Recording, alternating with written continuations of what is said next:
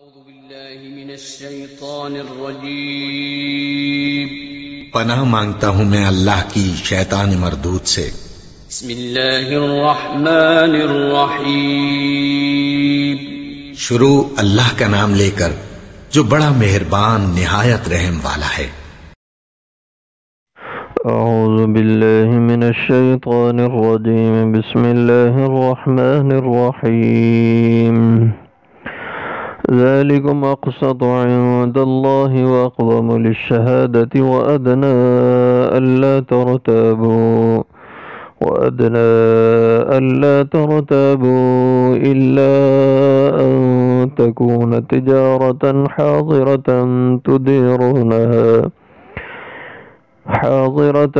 تديرونها بينكم فليس عليكم جناح ألا تكتبوها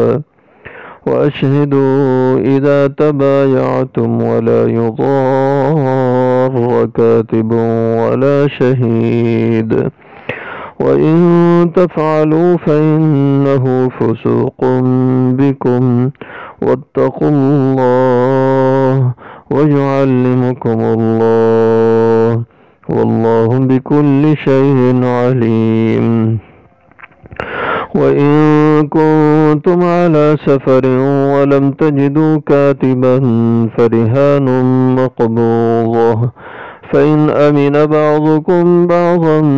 فليؤدي الذي اؤتمن أمانته وليتق الله ربه ولا تكتموا الشهادة ومن يكتمها فإنه آثم قلبه واللہ بما تعملون علیم۔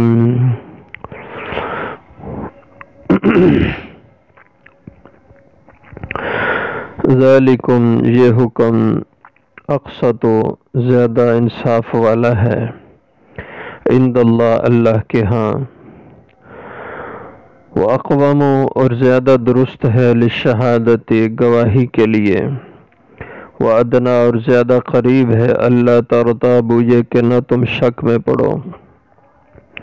الا مگر ان تکون یہ کہ ہو تجارتاً حاضرتاً تجارت نقد و نقد، تدیرونہا جو تم لیتے دیتے ہو، بینکم آپس میں، فلیس علیکم پس نہیں ہے تم پہ جناح کوئی گناہ، اللہ تکتبوہا یہ کہ تم نہ لکھو اسے، واشہدوا اور گواہ بناؤ، اذا تبایعتم جب تم بیع کرو خرید و فروخت کرو، ولا یضار کاتب اور نہ نقصان دیا جائے لکھنے والے کو، ولا شہید اور نہ گواہ کو، وَإِن تَفْعَلُوا اور اگر تم ایسا کرو گے فَإِنَّهُ فُسُوقٌ بِكُمْ پس بے شک یہ نافرمانی ہے تمہاری، وَاتَّقُوا اللَّهَ اور ڈرو اللہ سے، وَيُعَلِّمُكُمُ اللَّهُ اور اللہ تمہیں ان باتوں کی تعلیم دیتے ہیں، وَاللَّهُ بِكُلِّ شَيْءٍ عَلِيمٌ اور اللہ تعالی ہر چیز کے جاننے والے ہیں، وَإِن كُنتُمْ اور اگر تم ہو علی سفر پہ، ولم تجدوا کاتبا اور نہ تم پاؤ موجود کوئی لکھنے والا، فرہان تو پھر رہن رکھنا ہے، مقبوضۃ قبضہ میں کیا ہوا، فإن امن پھر اگر امن بعضکم بعضا مطمئن ہو جائیں تمہارے بعض سے، فلیؤدی تو پھر چاہیے کہ ادا کرے، الذی اؤتمن وہ جو کہ امانت رکھی گئی ہے، اؤتمن امانتہ کہ جس کو امین سمجھا گیا ہے، امانتہ اس کی امانت کا، ولیتق اللہ فلیؤدی الذی اؤتمن پھر چاہیے کہ ادا کرے وہ شخص اؤتمن جس کے پاس امانت رکھی گئی ہے، امانتہ اپنی امانت کو، وَلْيَتَّقِ اللَّهَ رَبَّا اور چاہیے کہ وہ ڈرے اللہ سے جو اس کا پروردگار ہے۔ وَلَا تَكْتُمُوا الشَّهَادَةَ اور نہ چھپاؤ تم گواہی۔ وَمَنْ يَكْتُمْهَا اور جو شخص کے چھپائے اس گواہی کو، فَإِنَّهُ آثِمٌ قلب پس بے شک گناہگار ہونے والا ہے اس کا دل۔ واللہ بما تعملون علیم اور اللہ جل شانہ جو کچھ بھی تم کر رہے ہو جانتے ہیں۔ یہ آیت مبارکہ اس کا آخری حصہ یہاں پہ بیان ہوا ہے۔ یہ لمبی آیت ہے جو پچھلے سبق میں بھی بیان ہوئی، اس کا ایک حصہ اور دوسرا حصہ یہاں پہ ہے۔ قرآن کریم کی آیتوں میں سے بڑی آیت ہے۔ تو اس آیت کے پہلے حصے میں دو حکم بیان ہوئے ہیں۔ ایک یہ کہ جب آپس میں لین دین کے معاملات کرو تو انہیں لکھا کرو، اور دوسرا یہ کہ دو گواہ آپس کے ان لین دین کے معاملات پہ مقرر کر لیا کرو۔ اب اسی کے بارے میں یہاں یہ ارشاد ہے، ذالکم یہ حکم لکھنے کا اور گواہ بنانے کا، اقسط عند اللہ زیادہ انصاف والا ہے اللہ کے نزدیک۔ یعنی اس طرح اگر تم لکھ لو، گواہ بنا لو، تو اس سے تم میں انصاف رواج پائے گا، بے انصافی سے تم بچو گے، کوئی کسی پہ زیادتی ظلم نہیں کر پائے گا، کیونکہ دستاویز موجود ہوں گی لین دین کی۔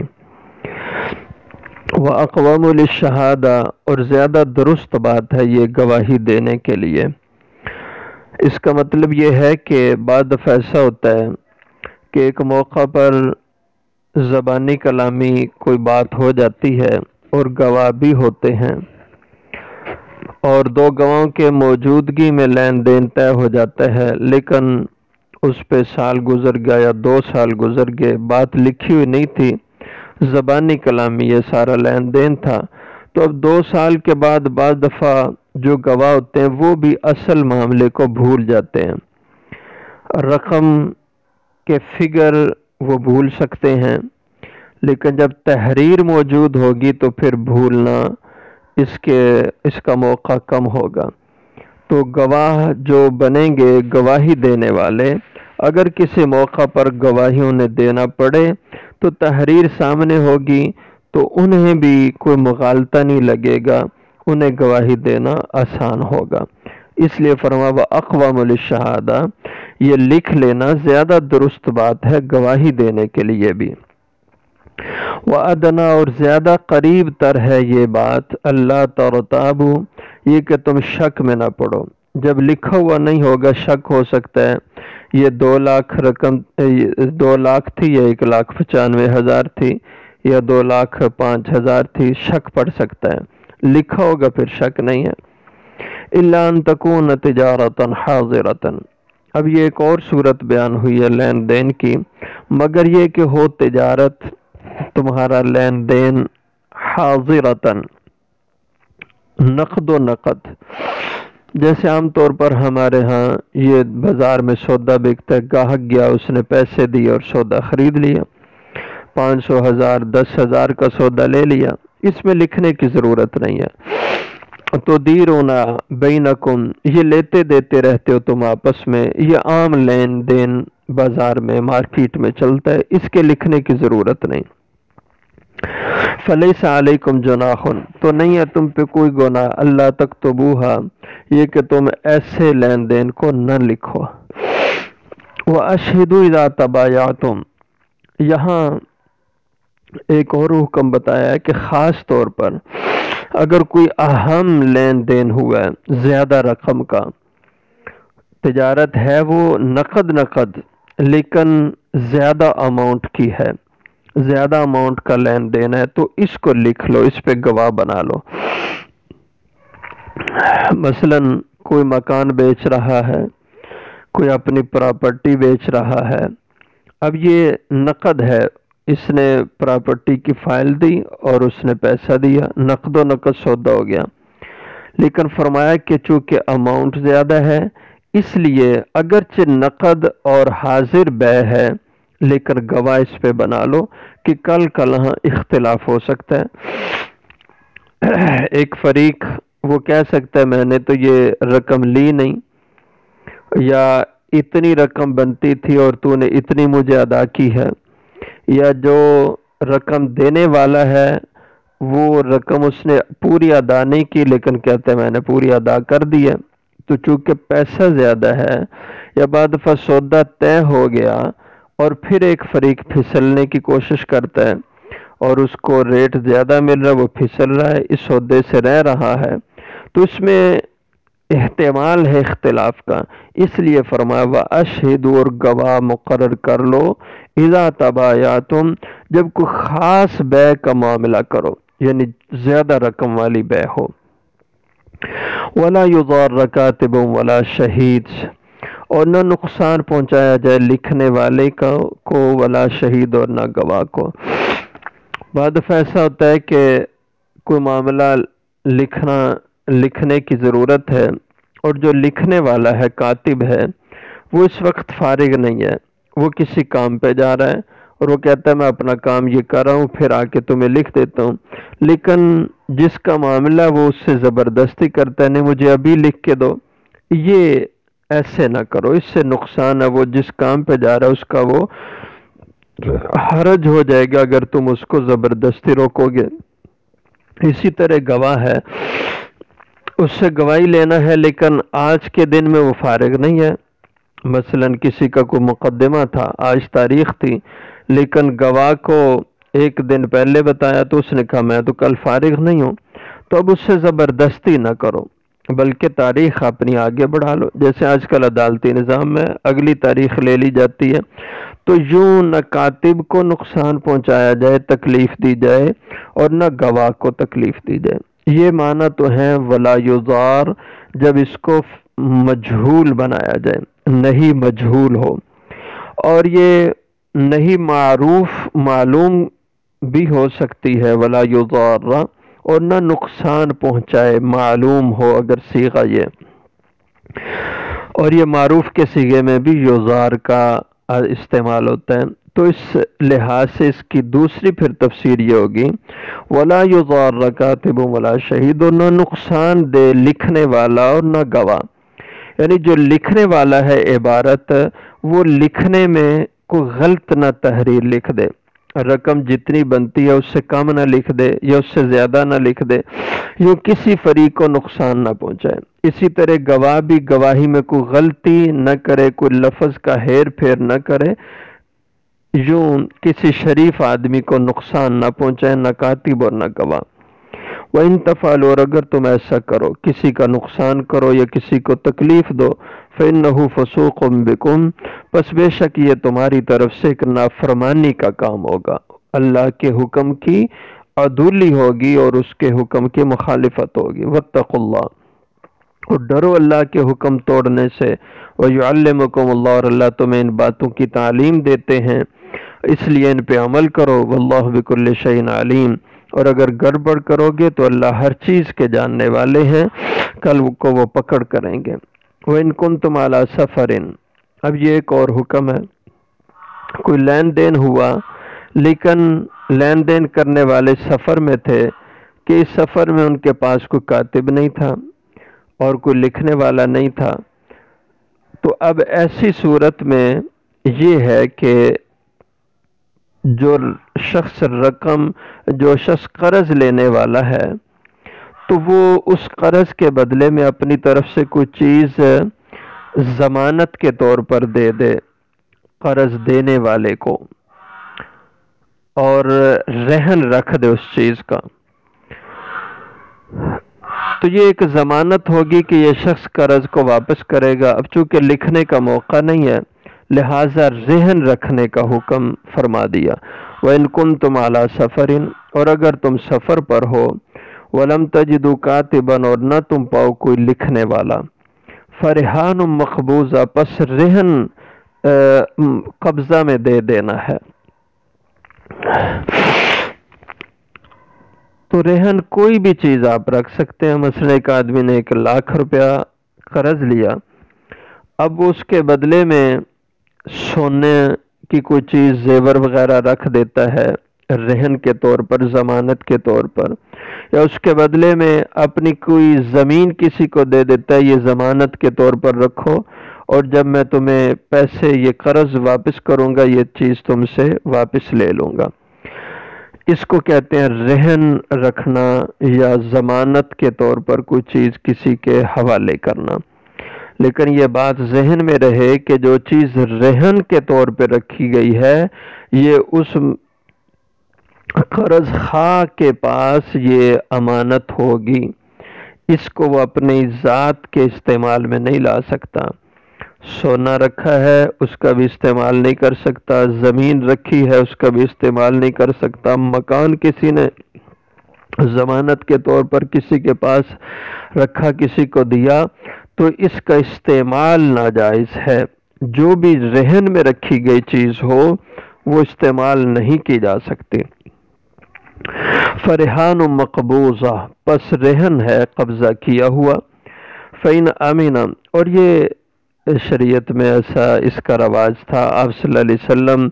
کے زمانے میں ایسا ہوتا تھا، خود آپ صلی اللہ علیہ وسلم نے ایسے معاملات کیے ہیں۔ ایک موقع پر آپ صلی اللہ علیہ وسلم کو ضرورت پیش آ گئی گھر کے خرچے کے لیے جو کی، تو 30 سا آپ کو جو چاہیے تھے، آپ نے ایک صحابی سے فرمایا، حضرت انس رضی اللہ عنہ سے، یہ حضور کے گھر کے کام کاج کرتے خدمت کے، تو ان سے فرمایا جاؤ جا کر کسی سے یہ 30 سا جو لے لو۔ اور اس وقت یہودی مدینہ میں آباد تھے، ایک ابو شہم نامی یہودی تھا، اس کے پاس ہی ایک وافر میں موجود تھے، تو حضور نے فرمایا چلو اس سے جا کے قرض کے طور پر لے آؤ۔ جب حضرت انس اس کے پاس گئے، اس نے کہا میں تو قرض نہیں دوں گا الا یہ کہ میرے پاس کوئی چیز رہن رکھو تب دوں گا۔ تو حضور صلی اللہ علیہ وسلم کے پاس آیا اور بتایا حضرت انس نے، حضور نے اپنی زیرہ دے دی، فرمایا یہ اس کے پاس رہن رکھ دو اور اس سے 30 سا جو ادھار لے آؤ۔ تو حضور نے وہ 30 سا جو ادھار لے کر اپنی ساری بیویوں کے گھروں میں برابر تقسیم کر دیے، اور حضور صلی اللہ علیہ وسلم اپنی زندگی میں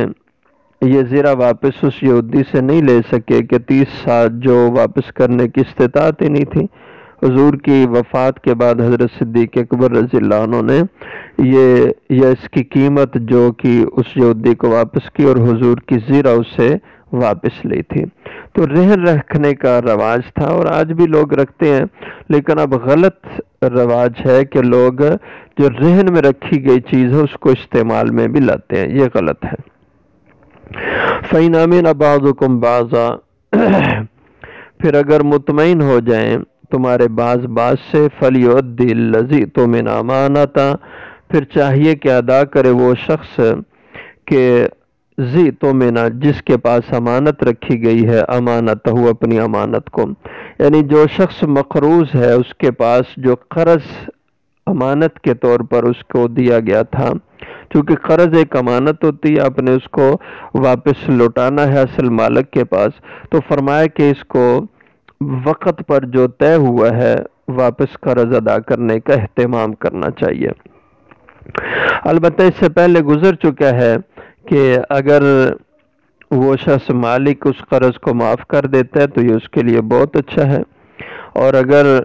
وہ اس قرض کی ادائیگی میں مہلت دیتا ہے تو یہ مہلت بھی اس کی طرف سے صدقہ ہے۔ اور اسی طرح اگر کوئی شخص کسی کو قرض بغیر کسی معاوضے کے، رہن یا ضمانت کے، بغیر کسی کے اوپر اعتماد کر کے اس کو قرض دے دیتا ہے، اس کے بدلے میں کوئی چیز نہیں لیتا، تو اس کو علماء نے لکھا ہے یہ قرض حسنہ ہے۔ آپ صدقہ کریں تو آپ کو ایک کے بدلے میں 10 نیکیاں ملتی ہیں صدقہ کرنے پر، لیکن اگر آپ نے کسی کو قرض حسنہ دیا ہے تو علماء نے لکھا ہے کہ اس کے بدلے میں آپ کو 17 نیکیاں ملتی ہیں۔ عام صدقہ کرنے سے زیادہ ثواب قرض حسنہ دینے کا ہے۔ اس کی وجہ کیا علماء نے لکھی ہے؟ اس کی وجہ یہ ہے کہ صدقہ جب آپ دیتے ہیں تو اس میں فائدہ آپ اپنی ذات کا ملحوظ رکھتے ہیں کہ اس صدقہ خیرات کے اوپر مجھے ثواب ملے گا، تو یہ آپ کی اپنی ذات کا فائدہ ہے، اس نسبت سے آپ یہ مال خرچ کر رہے ہیں۔ لیکن جب آپ کسی کو قرض حسنہ دیتے ہیں، اس میں ملحوظ دوسرے کی ذات کا فائدہ ہوتا ہے کہ اس کو ضرورت ہے، اس لیے یہ میرا مال اس کے پاس اس کی ضرورت کو پورا کرے گا۔ تو اگرچہ وہ واپس اس نے لے لینا ہے قرض، لیکن اس وقت میں چونکہ اس شخص کو اس کی ضرورت ہے، تو یہ اس کی ضرورت کو ملحوظ رکھ کے اس کو فائدہ پہنچانے کے لیے قرض دے رہا ہے۔ تو کسی اور کی خاطر اس کو فائدہ پہنچانا یہ عمل بہت بڑا ہے، اللہ کو بہت پسندیدہ عمل ہے۔ اس لیے مطلق صدقہ پہ 10 نیکیاں اور قرض حسنہ دینے پہ 17 نیکیاں اللہ تعالیٰ فرماتے ہیں۔ وَلْيَتَّقِ اللَّهَ رَبَّهُ، اور چاہیے کہ ڈرے اللہ سے جو اس کا پروردگار ہے،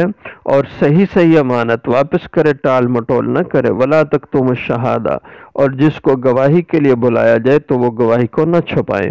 وَمَن يَكْتُمْ، اور جو گواہی کو چھپائیں گے، فَإِنَّهُ آثِمٌ قَلْبُهُ، پس بے شک یہ گناہگار کرنے والا عمل ہے اس کے دل کو، یعنی دل کو کالا کر دیتا ہے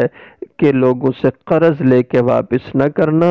اور ادھار اور امانت کی ادائیگی نہ کرنا۔ واللہ بما تعملون علیم، اور اللہ جو کچھ بھی تم کر رہے ہو جاننے والے ہیں۔ کوئی بھی شخص اگر کسی کا حق مار رہا ہے، وہ 10 روپے کا کیوں نہ ہو، اللہ اس سے پوچھ کریں گے۔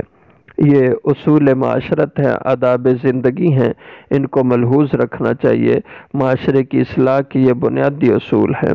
اگر مسلمان ان اصولوں پہ عمل پیرا ہوں تو بہت سے فتنے زندگیوں سے ان کا خاتمہ ہو جاتا ہے۔ وآخر دعوانا الحمدللہ۔